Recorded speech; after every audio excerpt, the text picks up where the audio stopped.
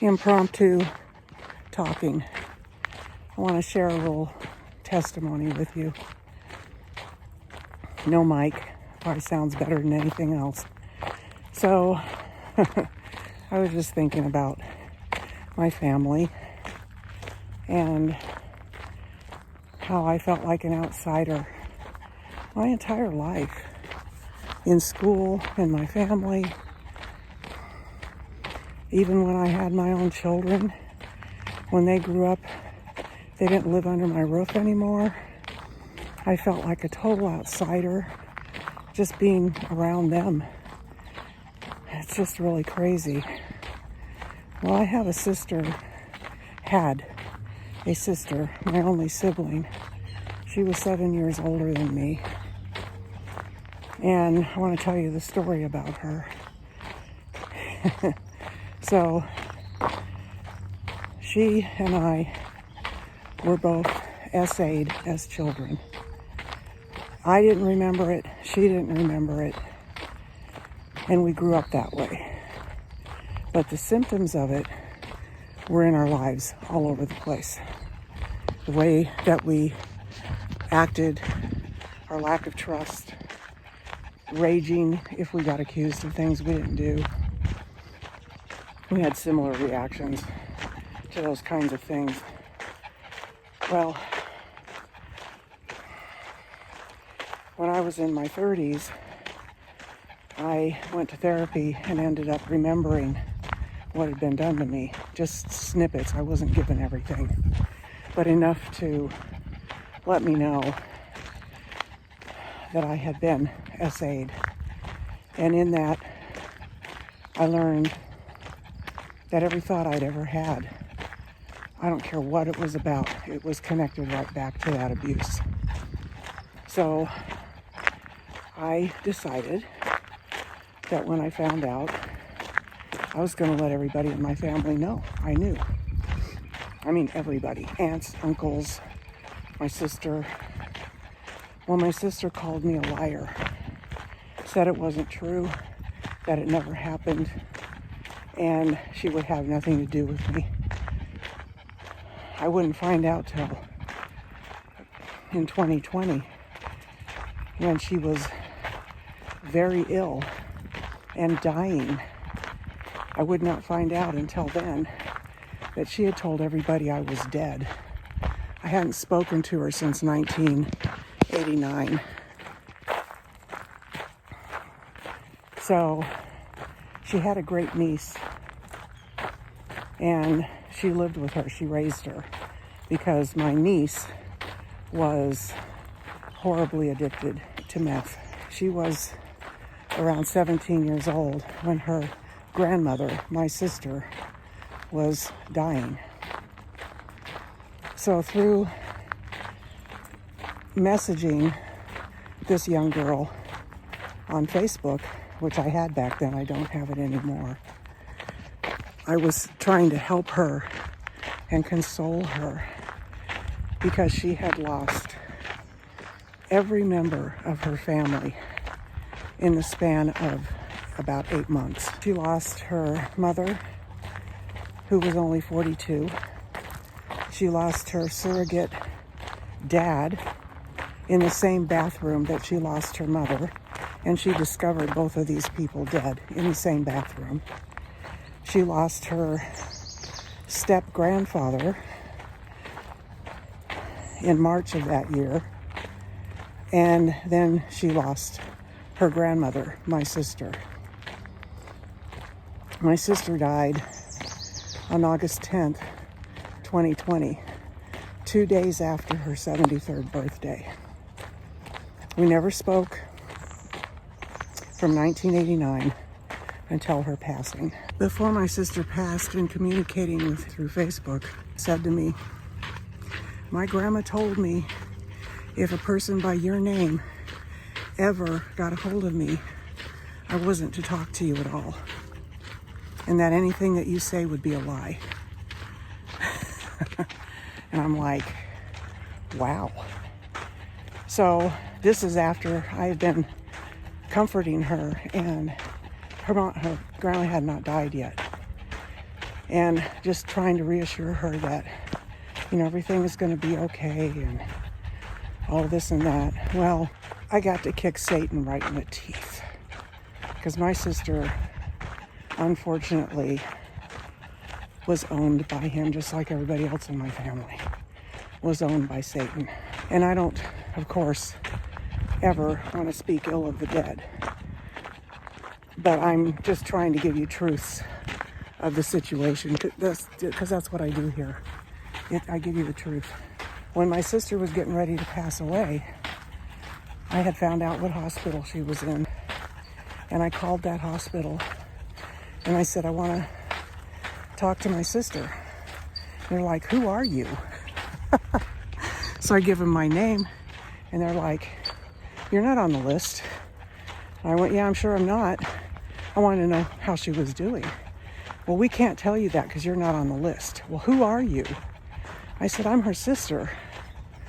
And the nurse goes, oh, okay. I still can't tell you anything, but okay. So I called the following morning. I said, I want to know how she is. And she says, well, who are you? Different nurse. I said, I'm her sister. Well, you're not on the list. I said, I know I'm not on the list. She goes, well, she's awake. Let me go talk to her and see if she wants to talk to you. I said, okay. So she comes back on the phone. She goes, your sister doesn't want you knowing anything about her. And I went, oh, okay. And I felt my heart sink. And it just cemented for me where she still was in her life. Because I now have announced that I'm her sister, I get a phone call at 2 o'clock from a social worker. First thing out of her mouth, where have you been the last 2 years? And I said, right here. She goes, I needed you so badly over the last 2 years. You have no idea. I've never found out what that meant, but one of these days I'm going to call her and ask her. Anyway, my sister's dying. I have now become the next of kin. And my sister is now unconscious. And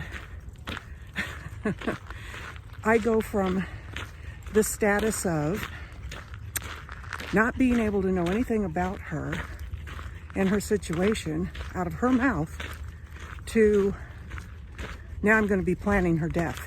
Where do you want the body to go after she dies? What do you want, how do you want to handle this and blah, blah, blah, blah, blah. And I'm like, well, what did she want? What were her wishes? She wants her body to go to Research for Life here in Phoenix. They do whatever they do and then they cremate the body and they will send you the ashes. This is the important part right here. And I said, okay, do what she wanted. So I tell the nurse, can you please just put the phone up to her ear so I can tell her I love her? She's like, well, we're getting ready to transfer her. And she goes, as soon as we get her transferred, I will absolutely call you and let you do that. Well, in the middle of the transfer, and I was asked if I wanted to remove her from the BiPAP machine. And I flipped out. And I called my one estranged daughter, and I was just sobbing on the phone because I didn't want my sister to suffer. This is the difference. This is the difference between somebody who has a relationship with Christ and somebody who doesn't. This is the difference. And I'm sobbing, and I just don't want my sister to suffer. Well, God took care of that for me because she died transferring from the bed to the gurney because they were going to send her over to hospice to die. So I get a phone call at 5 o'clock and being informed that she had passed away. I've shared this before, but it's worth sharing again. And I'm standing in my living room and I hear in my spirit, just as plain as day, I've just laid your enemies under your feet. My sister was a gatekeeper of the lies in our family. My mom was dead, my dad was dead, Now she's dead. I'm the only one left standing. Who knows the truth? My great niece, she couldn't get her mom's ashes after she died. They wanted to charge her $600, and she wanted her grandma's ashes. This is the girl that Satan had said to her, if a woman by the name of Winter, my name, ever contacts you, you are not to talk to her. She's a liar. Don't have anything to do with her. My sister passes away. She's sent to Research for Life. I ultimately receive her ashes. I want to share with you that that was the worst feeling to have.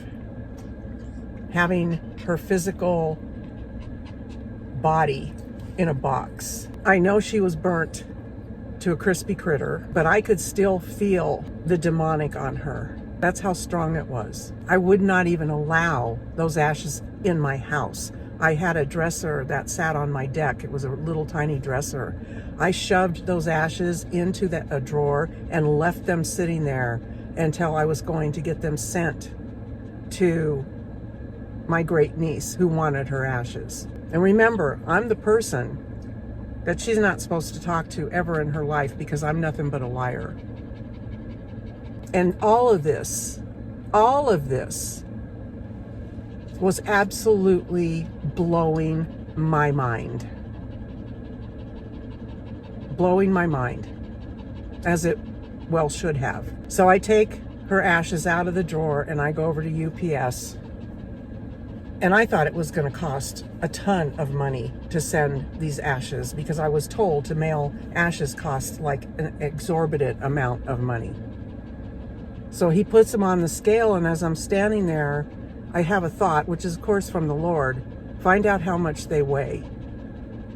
And so I asked the man who weighed them, and he said they weigh 8 pounds, 6 ounces. And I'm like, I wonder if that was my sister's weight at birth, minus the box. To mail them, I think it was $9 to mail them to my great niece. On top of that, my other great niece, who I was now communicating with, her mother was siblings with my other niece. Their mothers were siblings. My one great niece who got the ashes, her mother died at the age of 42 from drugs. This other great niece, her mother, my oldest niece, she died of an overdose from drugs, and she was 47. My middle niece was murdered at the age of 4 by her stepdad. It was horrific.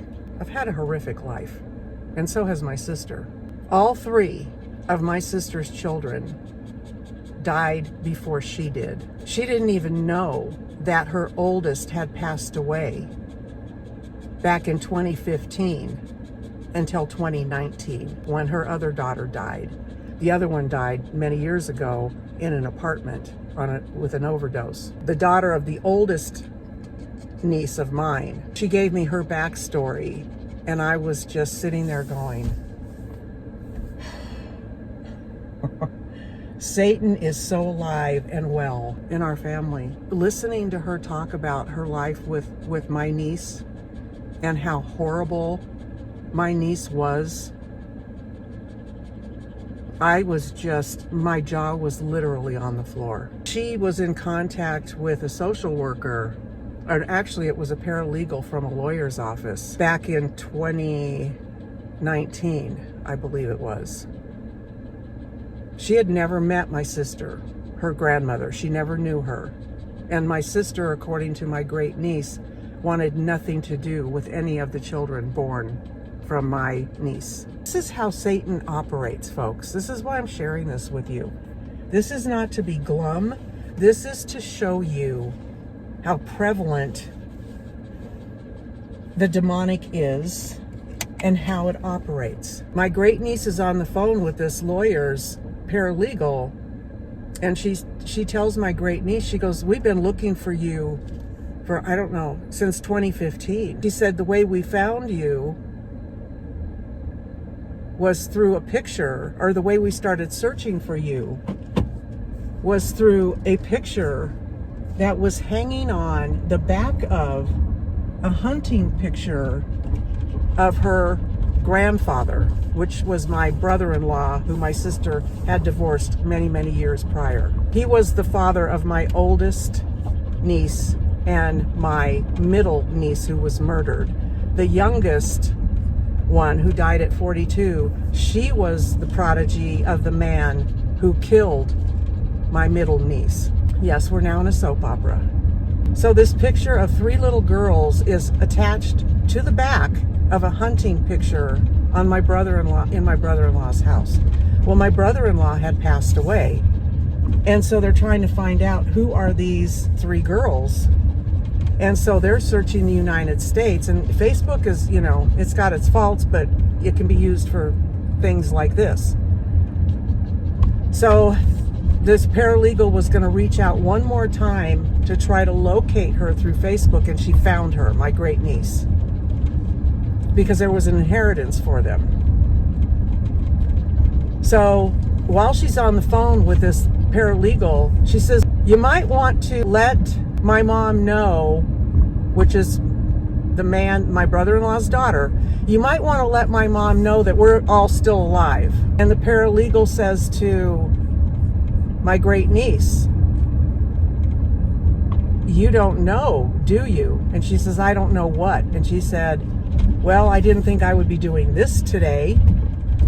And she informs my great niece that her mother, my niece, had died back in 2015 of an overdose. So that's how my great niece found out that her mother had died. My great niece gets a hold of my sister and tells her in 2019, oh, by the way, your daughter died. Just thought you'd like to know, okay? And then my other niece died in December of that year. This is my family, folks. This is what I grew up with. This is why I feel like the outsider that I am. Because I have always had a relationship on one level or another with the Lord. And I never wanted to do anything that was wrong. I just got led there by my nose through Satan. I never wanted to do anything that was wrong. I really didn't. Honest to God, I'm telling you the truth. I hated not doing things right. It killed my spirit. It killed my soul. Through this great niece, she gets a hold of the people that were keeping my other great niece's mother's ashes for ransom at $600 to get them to her. And this is in the same town. This is like, put them in a car, drive them to her, and give them to her. No, they wanted to charge her $600. She's 17 years old. So my other great niece gets a hold of these people that are literally ransoming these ashes. And she tells her the situation. She's lost her mom, she's lost her grandmother, she's lost her grandfather, she has lost her pseudo-dad, she's lost every member of her family. Can you please give her the ashes that she's been asking for since last December? We're now in August of 2010. They actually did it. They sent her the ashes. So my great niece now has her grandmother's ashes, and she has her mother's ashes. This was 5 years ago, because it was in 2020 when this all happened. And to this day, I just am in awe of what God did. For not only for me in getting closure from the family drama that had taken place, and that the last person that could call me a liar had died. And further, I was able to do something for a person to show them that God is greater than any Satan that can come against them. And that was simply by being kind, loving, caring towards a person that was told, don't ever talk to her, she will lie to you. I got her grandmother's ashes, and I give all the glory to God for what He did for me in all of this. And I sit back and look and go, You didn't win, Satan. My sister may have thought that she won when she told them, I don't want to talk to her, I don't want her knowing anything about me, to the fact that I ended up taking care of her in her final hours on earth, and taking care of her body after she died, and taking care of her granddaughter in a way that she couldn't. So I thought that that might be a poignant thing to share with you today. I hope that you think about situations in your life, especially if you feel like an outsider. Think about the influence that's causing that. It's the demonic influence. Demons are real. They're disembodied spirits, and they need a body to live in order to do some of their dirty work, because in the spirit they can do things. I found that out the other day with my shelf off the wall and my door wide open. I'll link that video below if you haven't seen it. They can attack in the night when you're sleeping. They're real. And it's going to amp up. And it is amping up. Because I'm actually watching some podcasters, and one of them, Troy Black, he just shared 2 days ago that he's being attacked like crazy all over the place. And he said, I need prayer. And he goes, I know that the reason I'm being attacked like this is because of all the things he's talking about. He's got like, I don't know how many channels, but he started a new one called Filibusted, or Filibuster, or Filibusted, I think is what it's called. And they get newsy over there and political over there. His regular channel, TroyBlack.com, is just prophecy and, of course, preaching the word. But I was just sitting there going, yeah, thank you for the validation, Lord. Thank you for the validation that, it isn't just me, and I'm getting comments underneath my videos that it's happening to them too, other people, that it's amping up the destruction in their lives is amping up.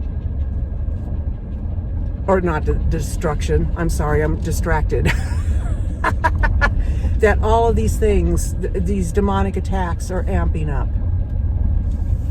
So be careful, cover yourself with God's feathers. I pray the Psalm 91 prayer every day now. At night, I pray every single night. I pray scriptures that were sent to me from a beautiful subscriber. I am praying in tongues every night, and the Lord is actually giving me some interpretation of the tongues, which is wonderful. I am reading prayers that I found on the interwebs, and I copied them and put them in a note. And I read those every single night. Since I've started doing that, I have not had one attack in my sleep from the demonic side, which I am so grateful for. I'm getting sleep, I'm waking up more rested, and it has been wonderful. And for my family, if they're watching this, the ones that I feel uncomfortable around, this is why I feel uncomfortable around you. Because the demonic has so much influence over you that we can't be in the same room together. And I pray every single day in my spirit for it all to end and for our family to be reunited, because that's all I care about. And I don't want my family members in hell. Unfortunately, my sister is in hell. Unfortunately, my mother is in hell. My dad is in hell. And the way it looks right now, every one of my family members are going to be in hell. My two great nieces, they're gay. And they are owned by a demon. It doesn't surprise me because of how they grew up. My great niece was SA'd. My other great niece was probably SA'd. I can't guarantee that, but I have a very strong feeling that she probably was. But I know for a fact that the other one was the one that got the ashes, because she shared with her cousin what had happened to her in my sister's home. My sister's home, who called me a liar.